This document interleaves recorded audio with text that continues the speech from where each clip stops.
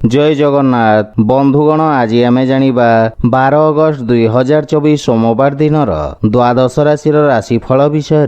एही दैनिक राशिफल चंद्रंको गोचर गणना को नहीं आधारित एवं चंद्रंको गोचर गणना आम जीवन रे बहुत प्रभाव पकई थाए। तो आसंतु सर्वप्रथमे जानिबा आजिर तिथि और राशि नक्षत्र विषय। आज होची 12 अगस्त 2024 सोमवार श्रावण शुक्ल पक्ष सप्तमी दिवा 7 घंटा 55 मिनिट गति अष्टमी। आज स्वाति नक्षत्र दिवा 8 घंटा 33 मिनिट गति विशाखा नक्षत्र।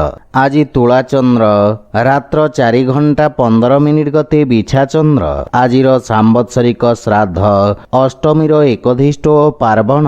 आजिर शुभ बेला प्रातः 5 घंटा 31 मिनिट रु दिवा 7 घंटा 15 मिनिट पर्यंत। आजिर सूर्योदय प्रातः 5 घंटा 31 मिनिट। आजिर सूर्यास्त संध्या 6 घंटा 27 मिनिट। आज घात चंद्र नास्ति एवं मिथुन राशि घात भार। आज नड़िया और आमिष खाइबा निषिद्ध।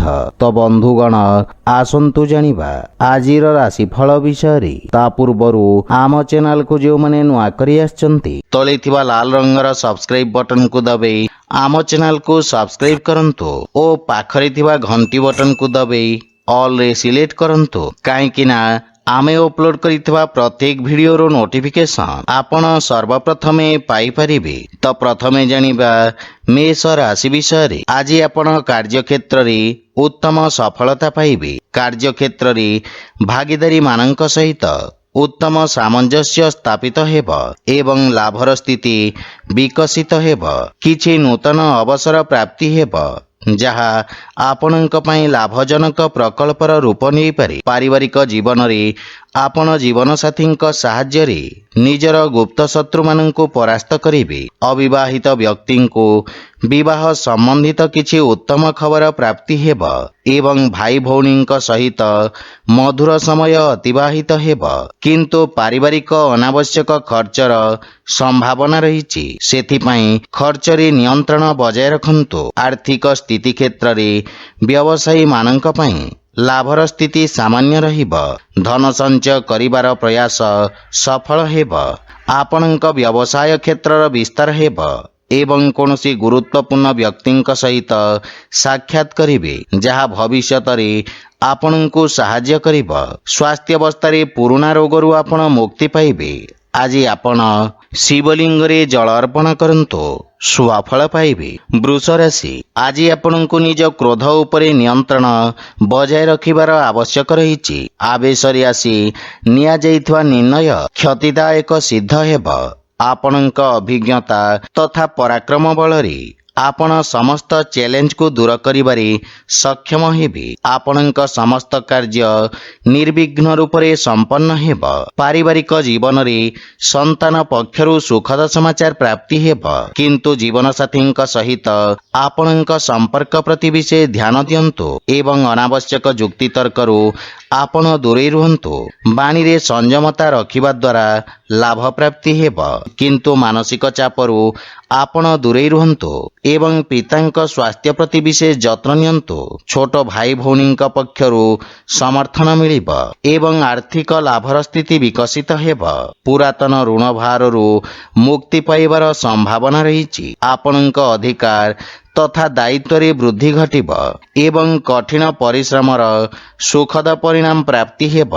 स्वास्थ्य अवस्था उत्तम अनुकूल रही एवं आपण ऊर्जावान अनुभव करिवे। आज आपण गोमाता को खाइबाकू दियंतु सुफल पाइबे। मिथुन राशि आज टेक्निकल क्षेत्र जड़ित व्यक्ति लाभर जोग रही। विशेषकर जोगाजोग और प्रजुक्ति विद्या उपरे जड़ित नवयुवक विशेष सफलता अर्जन करिवे। विद्यार्थी छात्र छात्री माननक पई समय उत्तम अनुकूल रही एवं पारिवारिक जीवन रे संतान पक्षरु सुखद समाचार प्राप्ति हेब। किंतु जीवन साथी सहित निज संपर्कर विषय ध्यान रखंतु एवं जुक्ति तर्करु दूरे रुहंतु।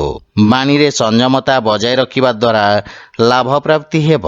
किंतु मानसिक चापरु आपण दूरे रुहंतु एवं पितांक स्वास्थ्य प्रति विशेष जत्न नियंतु। सान भाई और भौणी सहयोग प्राप्ति हेब।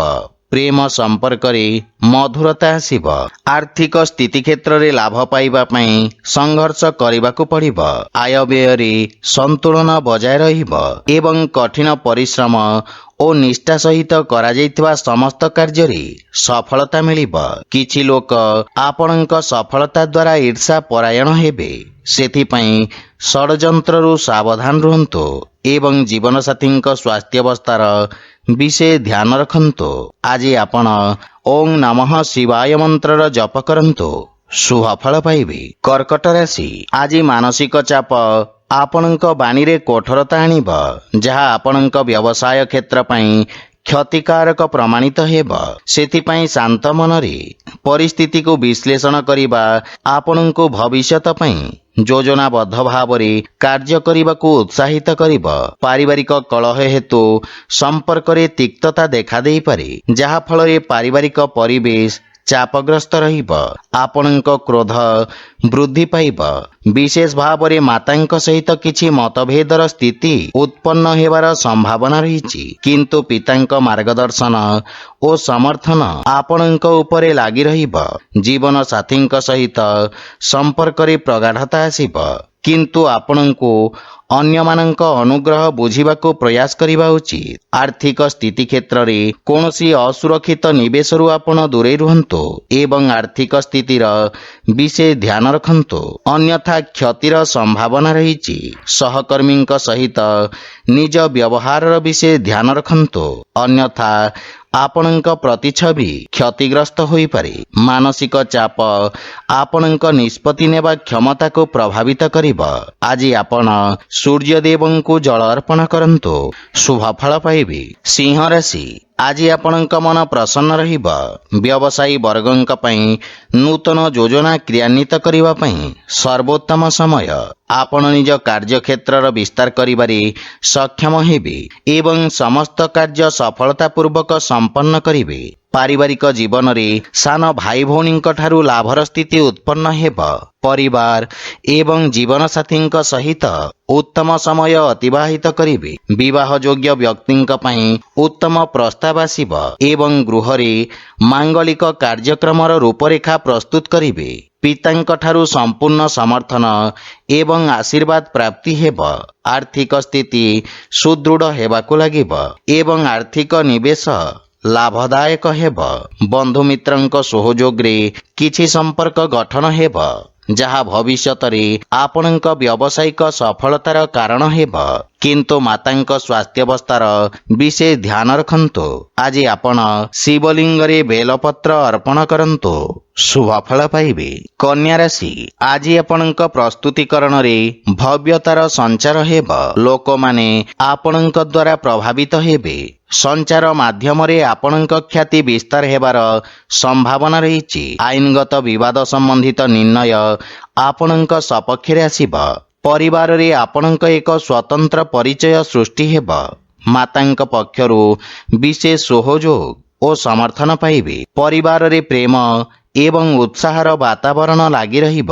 ପିତାଙ୍କ ସହଯୋଗ ଓ ମାର୍ଗଦର୍ଶନରୁ ଆର୍ଥିକ ପ୍ରଗତି ହେବ, କିନ୍ତୁ ସାନ ଭାଇ ଓ ଭଉଣୀମାନଙ୍କର ସମ୍ପୂର୍ଣ୍ଣ ଧ୍ୟାନ ରଖନ୍ତୁ ଏବଂ ଉତ୍ତମ ମାର୍ଗଦର୍ଶନ ପ୍ରଦାନ କରନ୍ତୁ।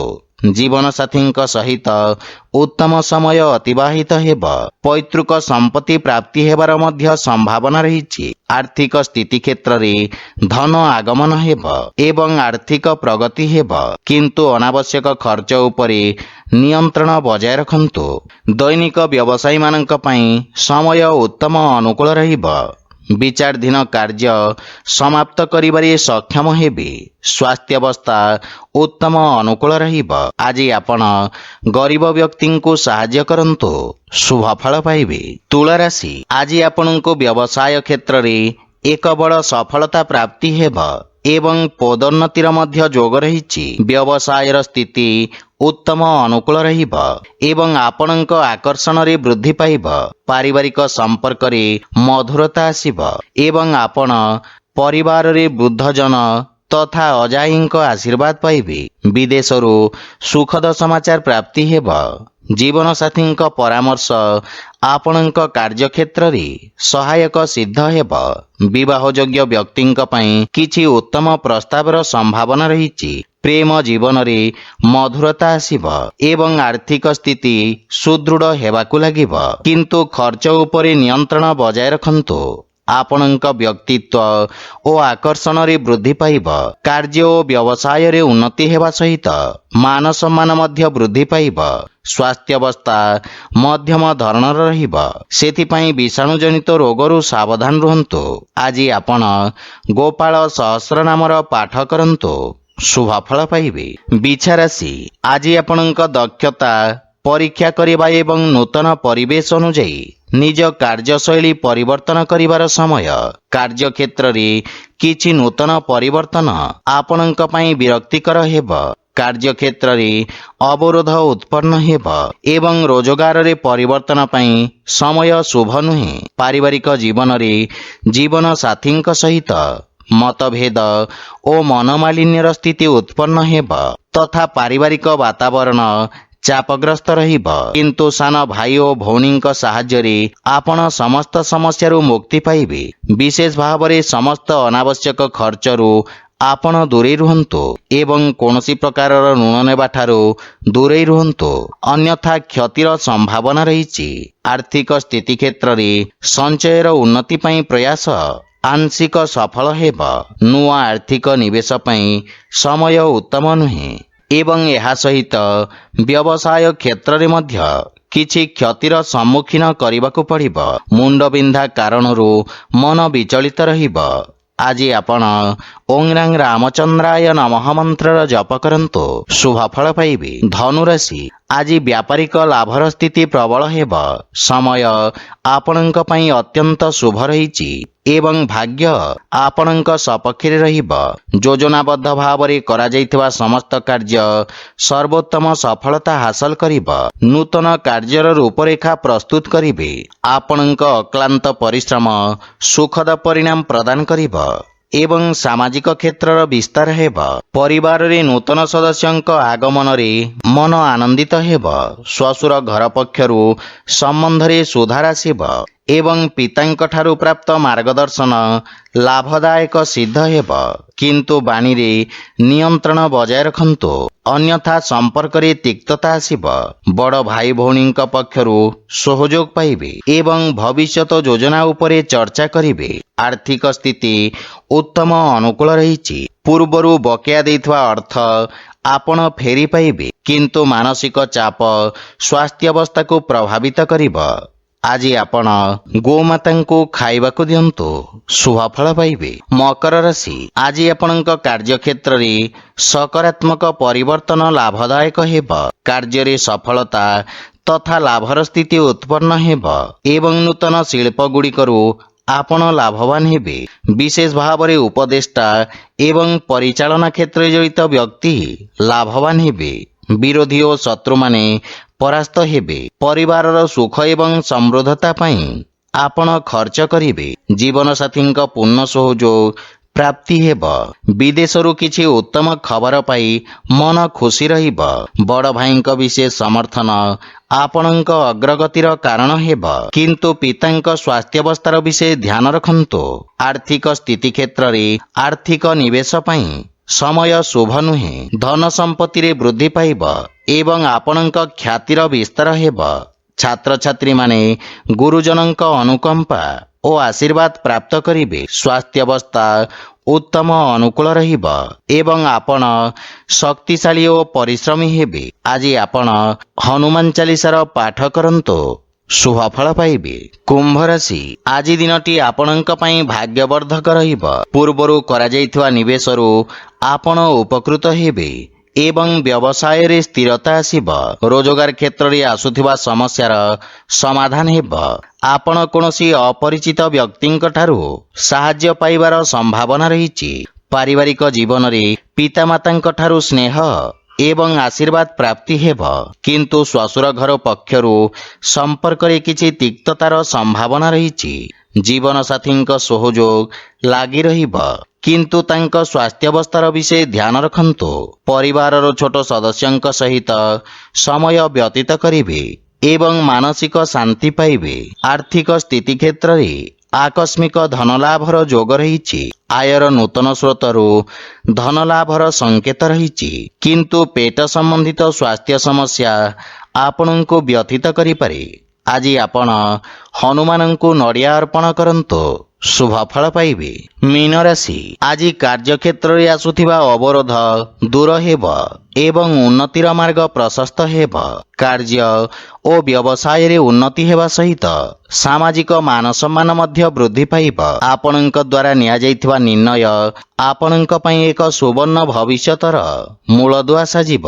ପାରିବାରିକ ଜୀବନରେ ପିତାମାତାଙ୍କ ଠାରୁ ସ୍ନେହ ଓ ଆଶୀର୍ବାଦ ପ୍ରାପ୍ତି ହେବ। ଜୀବନ ସାଥୀଙ୍କ ସହିତ ସମ୍ବନ୍ଧରେ ପ୍ରଗାଢ଼ତା ଆସିବ ଓ ପରସ୍ପର ମଧ୍ୟରେ ଉତ୍ତମ ବୁଝାମଣା ରହିବ, କିନ୍ତୁ ପ୍ରେମ ସମ୍ପର୍କରେ ବିଶେଷ ସାବଧାନ ରୁହନ୍ତୁ। କ୍ରୋଧର ଅଧିକତା ସମ୍ପର୍କରେ ଫାଟ ସୃଷ୍ଟି କରିପାରେ। ଆର୍ଥିକ ସ୍ଥିତି ମଜବୁତ ହେବାକୁ ଲାଗିବ।